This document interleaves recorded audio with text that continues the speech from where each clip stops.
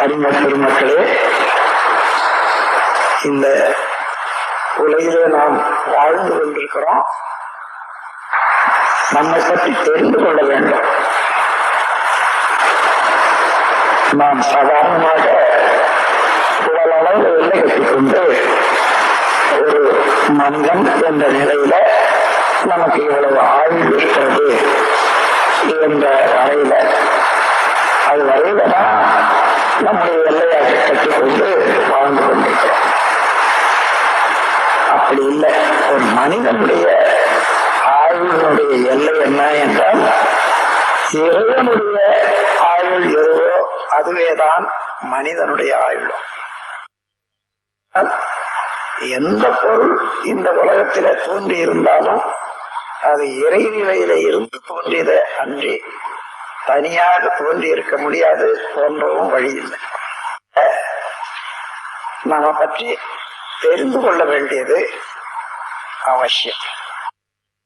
பற்றி தெரிந்து கொள்ள வேண்டிய போது, தெரிந்து கொள்ளும் போது பிரபஞ்சத்தை பற்றி இந்த இரண்டையும் சேர்த்து நம்ம பற்றி தெரிந்து கொண்டால் இப்படி வாழணும் என்பது தெரிந்து வாழறோம் அல்லவா, அறநெறி தானாக இயல்பாகிவிடும்.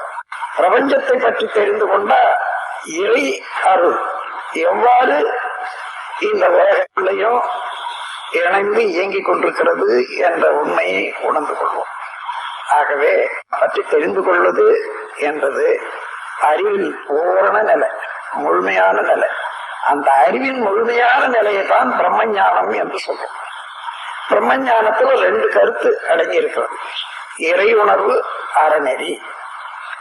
இறை உணர்வு என்பது பிரபஞ்சம் முழுவதிலும் எவ்வாறு அணுமுதல் கொண்டு அண்டகீராக எல்லா தோட்டங்களும் உண்டாயின என்பதை தெரிந்து கொள்ளும் போது எல்லாம் எவ்வாறு ஒழுங்காக ஒரு பேட்டர்ன், பிரிசிஷன், ரெகுலாரிட்டி என்று சொல்வார்கள். அமைப்பு, அதனுடைய துல்லியம், ஒவ்வொன்று இயக்க காலம், இந்த மூன்றை ஒட்டி எல்லாமே எவ்வாறு துல்லியமாக இயங்கிக் கொண்டிருக்கிறது என்பதை தெரிந்து கொள்றோம். அப்போ அதோட மனிதனுடைய அறிவு ஒரு இணைந்த அறிவு தான், தனியாக இல்லை மனிதனுடைய அறிவு. அதை ஒத்து இயங்க செய்வது, இறையாற்றலினுடைய இயக்க நீதியை தெரிந்து கொண்டு அதோடு ஒத்து நாம் இயங்குற போதுதான் பிணக்கில்லாத அமைதியாக, வெற்றிகரமாக, மகிழ்ச்சியாக, அமைதியாக வாழ்வு அமையும். எந்த இடத்துல இறையாற்றலுக்கு மனிதனுடைய அறிவாற்றலோ செயலோ முரண்படுகிறதோ அங்கே விளைவதுதான், அங்கே எழுச்சி பெறுவதுதான் துன்பம், சிக்கல், நோய்கள் எல்லாமே. அதனால மனிதன் இறைநிலையை உணர்ந்தாதான் அதோடு ஒட்டி வாழக்கூடிய அறநெறியும் தானாக இயல்பாகிவிடும். அப்ப இறை உணர்வு ஒண்ணு, அறநெறி ஒன்று. இந்த இரண்டும் மனிதனுக்கு வாழ்வை முழுமையாக அனுபவிப்பதற்கு தேவையானவை. இந்த உண்மையை ஒவ்வொருவரும் உணர்ந்து கொண்டு வாழும்போதுதான் வாழ்க்கை முழுமையாக நடைபெறும், அமைதியாக நடைபெறும். இந்த உலகத்துல எத்தனையோ மதங்களை பார்க்கிறோம். ஒவ்வொரு மதமும் வாழ்க்கையை சரியாக வாழ்வதற்கு, மனித மக்களை வழி நடத்துவதற்கு உரிய வழிகள் தான். எந்த மதமானாலும் மனிதன் வாழ்க்கையை சரியாக நடத்துவதற்கு உரிய போதனை மார்க்கம் தான். அப்போ இத்தனை மதங்கள் உள்ளனவே. எல்லா மதங்களுடைய கருத்தை ஆராய்ந்து பார்த்தீர்களானால் இரண்டு கருத்து பொதுவாக அமையும். ஒன்று இறை உணர்வு, இறை வழிபாடு. இரண்டாவது அறநெறி, மனிதன் எவ்வாறு ஒழுங்காக வாழ வேண்டிய முறை. இந்த இரண்டை தவிர எந்த மதத்துக்கு அடிப்படை கருத்து இல்லை. ஆனாலும் இத்தனை மதங்கள் வந்திருந்து கூட உலகம் இவ்வளவு சிரமத்துல அல்லது ஒருவரோடு ஒருவர் ஒத்துக்கொள்ளாமை, பகமை உணர்வு இவைகள்ல கஷ்டப்படுறாங்க இல்லையா?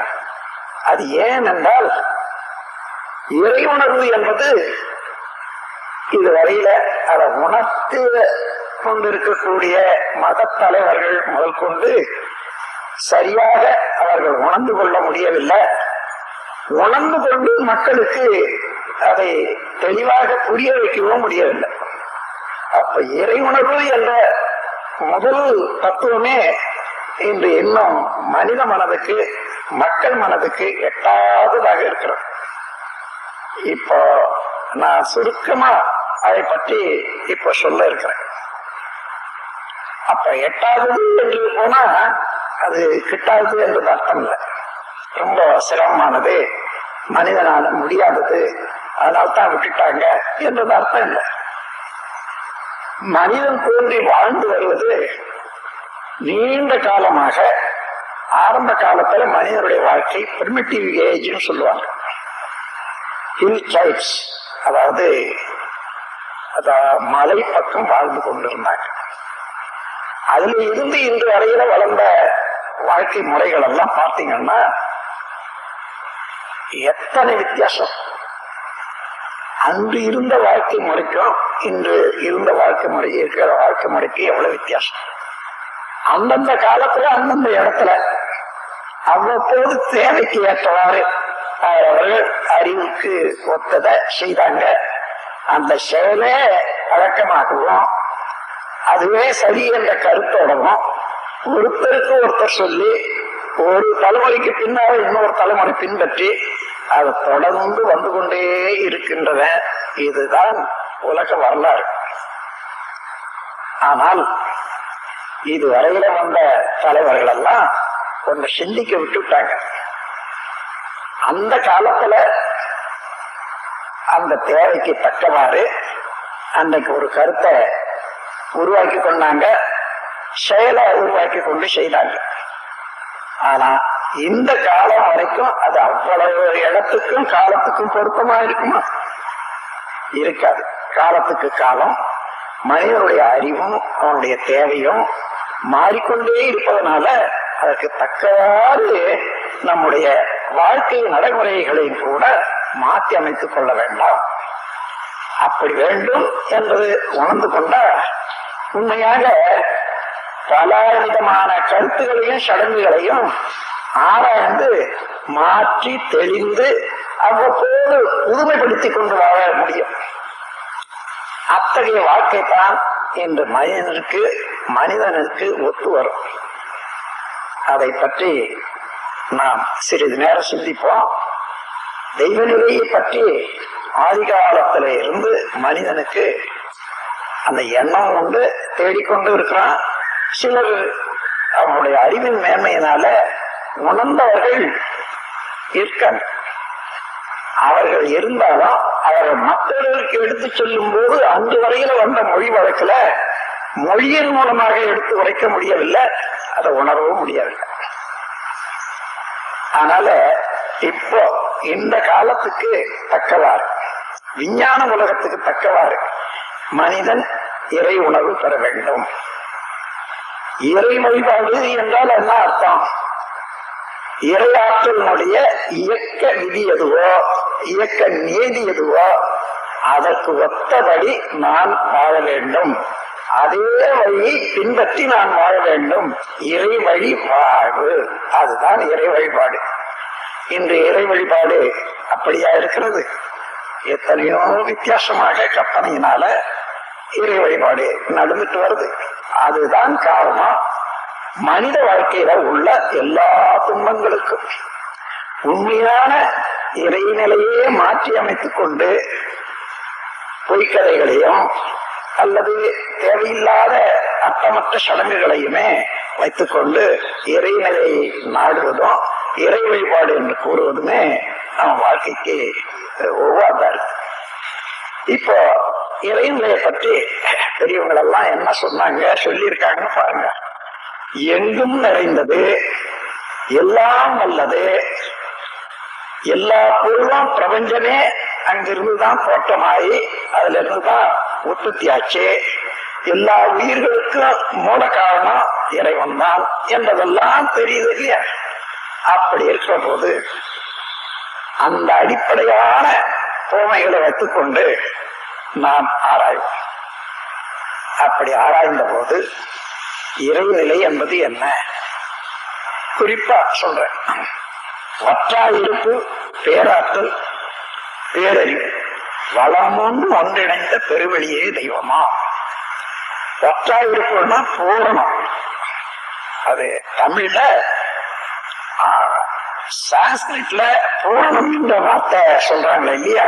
பூரணம்னா அது இல்லாதது அல்ல, இல்லாதது ஒன்றும் இல்லை, எவ்வளவுதான் எடுத்தாலும் அது குறையாது, இந்த மாதிரி கருத்து உடையத்தான் பூரணம். அதற்கு தமிழுக்கு நேரடியாக வார்த்தையாக போட்டுத்தான் நான் சொல்றது வற்றாயிருப்பு. நீங்க அக்ஷயம் என்று ஒரு வார்த்தை கேட்டிருப்பீங்க. க்ஷயம்னா குறைந்து விட எடுத்தா, அக்ஷயம்னா குறையாதது. அதே போலதான் வற்றாயிருப்பு. இறைவன் எப்பேற்பட்டவன், எப்படி இருந்தது அந்த நிலை இருக்கிறது என்றால் வற்றாயிருப்பு. பேராற்றல், பேரறிவு, எல்லா ஆற்றலுக்கும் மூல ஆற்றலாக உள்ளது அதுவேதான். எல்லாருடைய அறிவுக்கும் எல்லாருடைய ஒழுங்காற்றலுக்கும் அதுவேதான் அடிப்படையாக அமைந்திருக்கிறது பேரறிவு. அப்போ வற்றாயிருப்பு, பேராற்றல், பேரறிவு, வளம் மூன்று ஒன்றிணைந்த பெருவெளியே தெய்வமாம் என்ற போது பெருவெளி, அந்த சுத்த வெளிய அளவெடுக்க முடியுமா? முழுமையாக யாராயிலும் பார்க்க முடியுமா? பார்க்க முடியாது. ஏனென்றால் கண்கள் எல்லாம் ஒரு கோணத்துல ஒளிய வீசி அதுக்கு படைப்படை இடமெல்லாம் அதை உடம்பு திரும்பி வரக்கூடிய அலை மூலமாக பொருட்கள் உணர்றதுதான். இந்த கண்கள் மூலமாக இறைவனுடைய, அதாவது இறைவெளியினுடைய முழுமையை உணர முடியாது. சாதாரணமா ஆகாயம்தான் சுத்தவெளி நினைக்கிறோம். அந்த சுத்தவெளி இப்ப பாக்குறோமே, எது வரைக்கும் பார்க்க முடிஞ்சது? பூமிக்கு மேல் பகுதியில உள்ள சுத்தவெளியை ஓரளவு பார்க்கிறோம். பூமிக்கு கீழ்ப்பக்கம் இருக்கக்கூடிய சுத்தவெளி மறைத்து கொண்டு இருக்குது பூமி. அதுபோல எந்த பக்கம் பார்த்தாலும் முழுமையாக சுத்தவெளியை பார்க்க முடியாது. இது எப்படின்னா, ஒரு எறும்பானது யானையை கடிக்கும், ஆனால் யானையை பார்க்க முடியுமா? பார்க்க முடியாது. அந்த அளவு மனம் விரிந்து, அதனுடைய கண் பார்வை விரிந்து யானையை முழுமையாக பார்க்கவே முடியாது. அதுபோல இறைநிலைய அனுமானித்துக் கொள்ள வேண்டியதுதான். உள்ள உண்மையை விளக்கி கொண்டு எல்லாம் வல்லது பேராற்றல், பேரறிவு, இந்த இதை எடுத்துக்கொண்டால் இப்போ அதற்கும் பிரபஞ்சத்துக்கும் எப்படி தொடர்பு இருக்கிறது என்று பார்ப்போம். வற்றாது இம்மூன்றும் விண்முதல் பூதங்கள். இந்த வற்றா இருப்பு, பேராற்றல், பேரறிவு, இந்த மூன்றும் விண்முதல் ஐம்பூதங்கள். விண்முதலாக, அதாவது பரமாணு முதலாக பஞ்சபூதங்கள், விண்வெளி, காற்று, நெருப்பு, நீர், நிலம் என்று சொல்லக்கூடிய பஞ்சபூதங்களாக இருப்பதும் அதுவேதான். வற்றாயிருப்பு, பேராற்றல், பேரறிவு, வளம் மூன்று ஒன்றிணைந்த பெருவெளியே தெய்வமாம். வற்றாது இம்மூன்றும் விண்முதல் ஐம்பூதங்கள், வான்கோள்கள், உலகம், உயிர்கள் ஓர் அறிவு முதல் ஆறாம். அப்படி எடுத்துக்கொண்டீங்கன்னா எந்த இடத்துல இறையாற்றல் இல்லை? இறையாற்றல் தன்னிருக்க சூழ்ந்தழுத்தும் பேராற்றல்.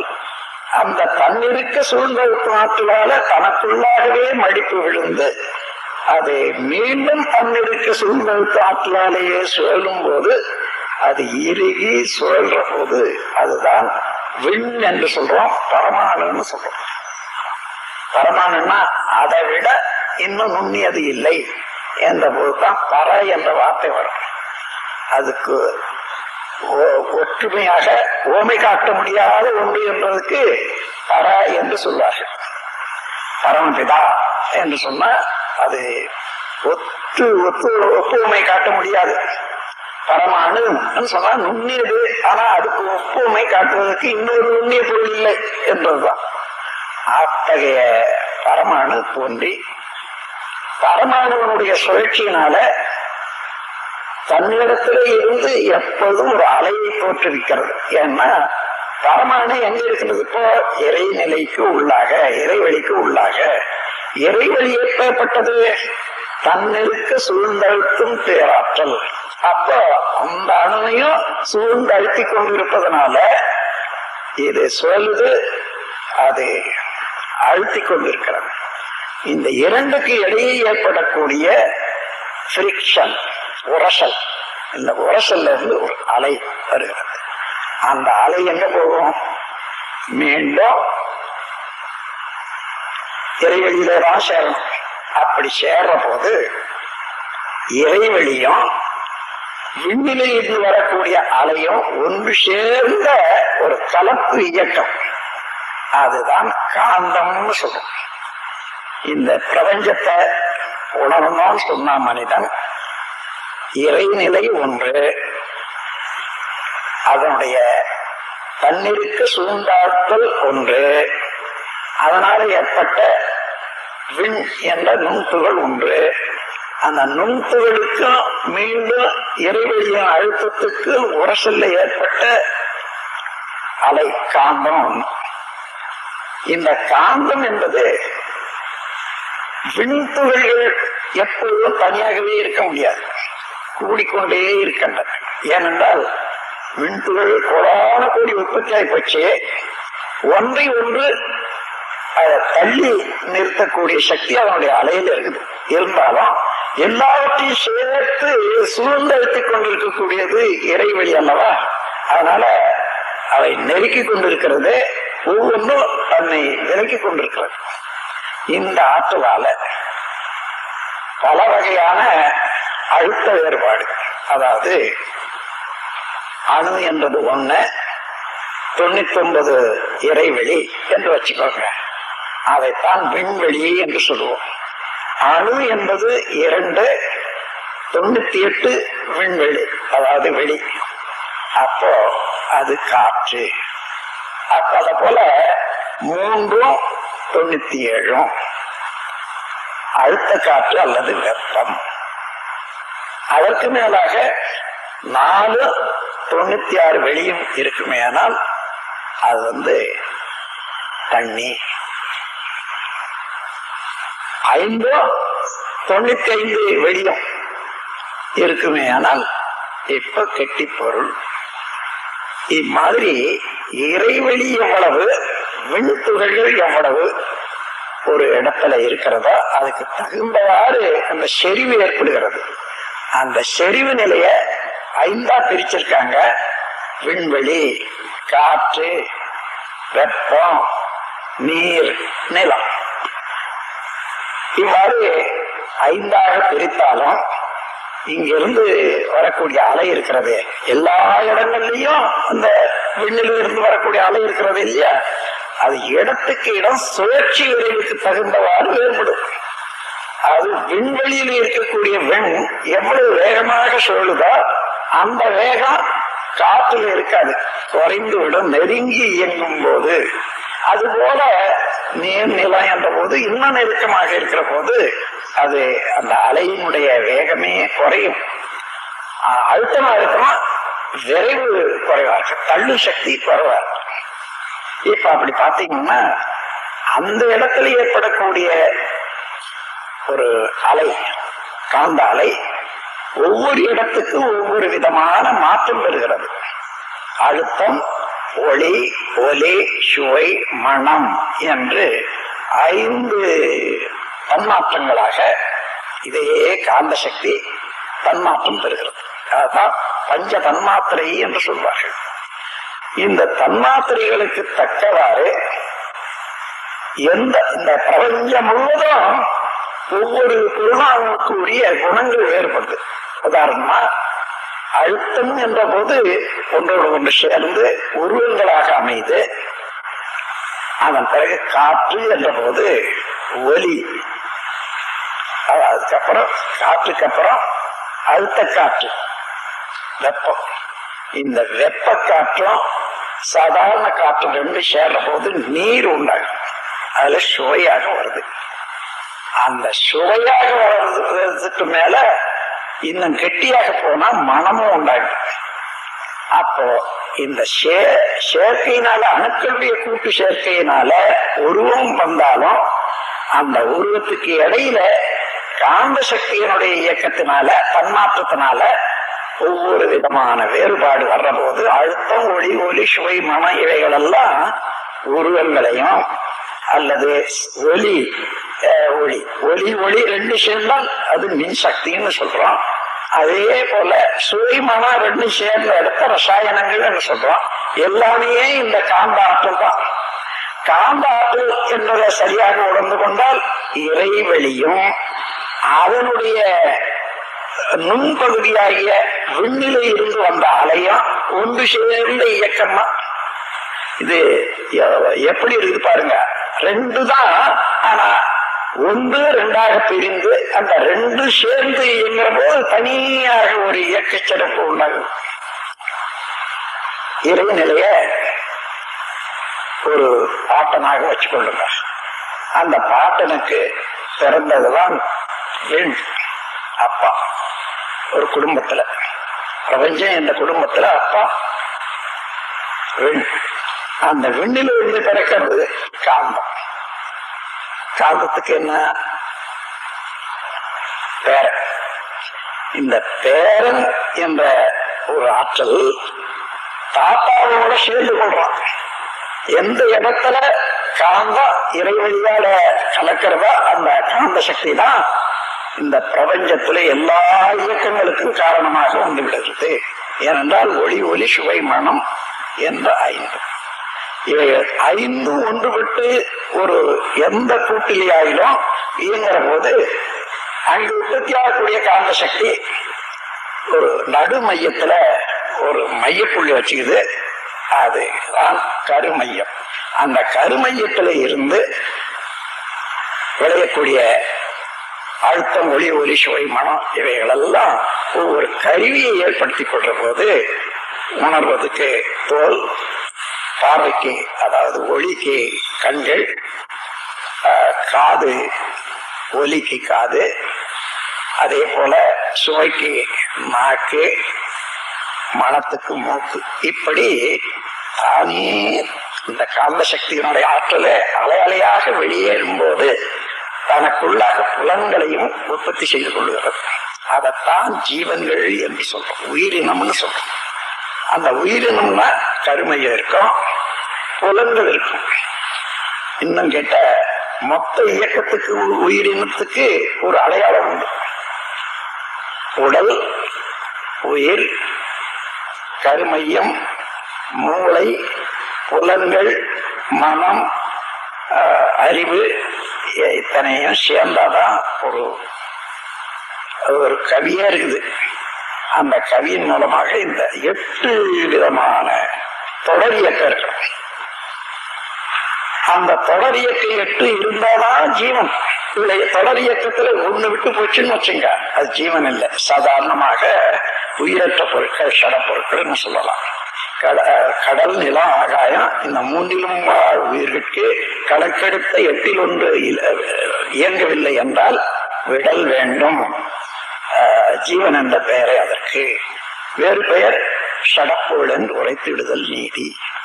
இந்த முறையில பிரபஞ்சத்தை நீங்க முதல்ல உற்பத்தி கணிச்சு கொண்டா மனிதமான வரையில அதுவே தொடர்ந்து இயங்குவதனால இப்போ கண்ணால பார்க்கிறோம்.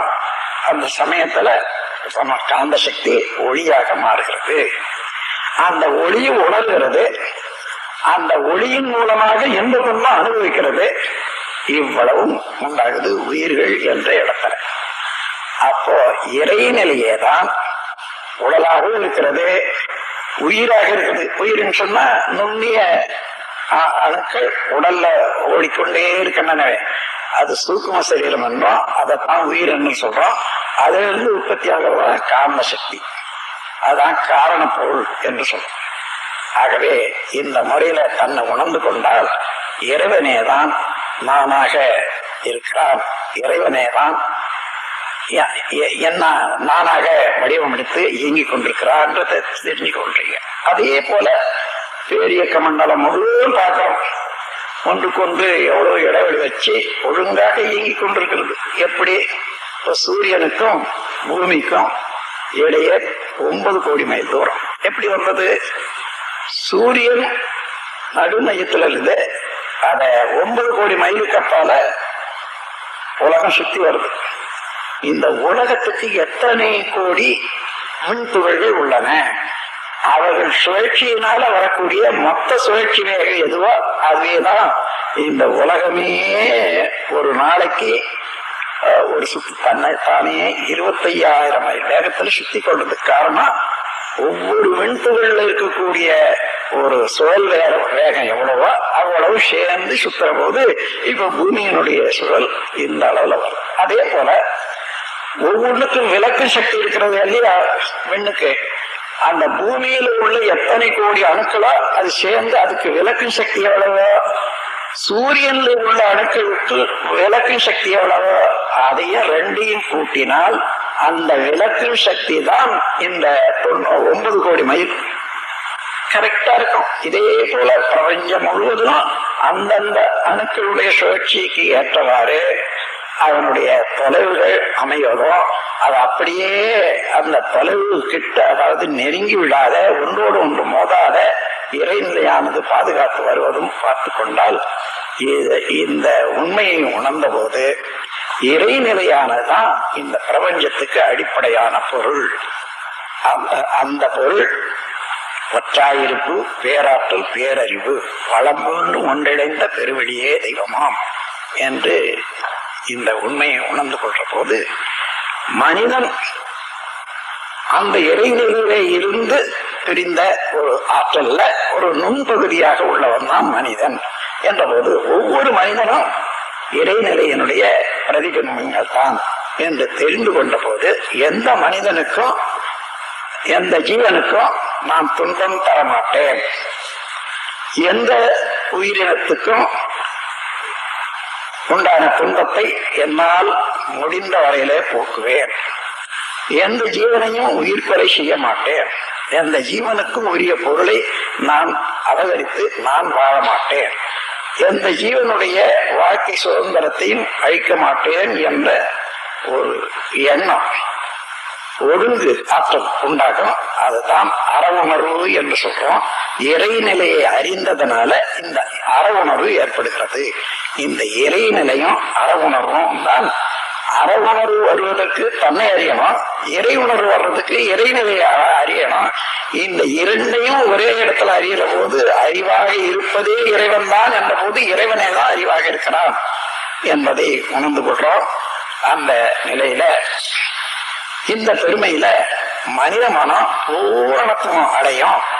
அதை எல்லோரும் நீங்கள் அடைந்து இந்த உலகையும் அறிந்து உங்களையும் அறிந்து கொண்டு மற்றவர்களோட எவ்வாறு நடந்து கொள்ள வேண்டும் என்ற முறையும் உணர்ந்து கொண்டு மதிப்போடு மகிழ்ச்சியோடு மனநிறைவோடு வாழ வேண்டும் என்று வாழ்த்தி இந்த உரையை நிறைவு செய்கிற வாழ்க வளமுடன், வாழ்க வளம்.